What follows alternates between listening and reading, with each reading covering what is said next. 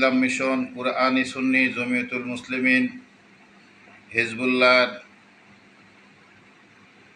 বাংলাদেশে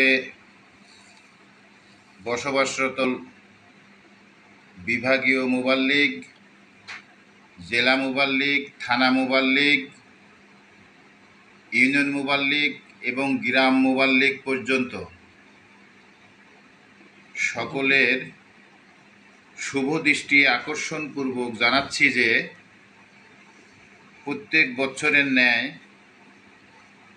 2025 সালের পাকশী দারুস শরিয়ত খানকায়ে ফুরফুরা শরীফে অর্ধবার্ষিক তালিবি মাহফিল অনুষ্ঠিত হতে যাচ্ছে। চলতি জুলাই মাসের 29-30 তারিখে মুবাল্লিগ এবং মুআল্লিম বিভিন্ন পর্যায়ের প্রতিনিধিদের সমন্বয়ে বিশেষ তালিমি মাহফিলের আয়োজন, অর্থাৎ 29 তারিখ জোহরের পূর্বেই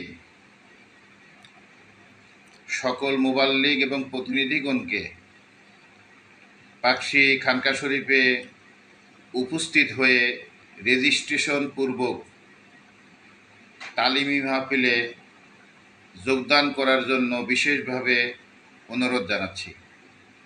এখানে উল্লেখ্য যে অনেক মুবাল্লিগ আছেন, মুআল্লিম আছেন, প্রতিনিধি আছেন বিভিন্ন জেলায়। তালিমি মাহফিলের প্রতি গুরুত্ব অনেক কমে গেছে। স্ব এলাকায় সুচারুরূপে ইসলাম প্রচারের স্বার্থে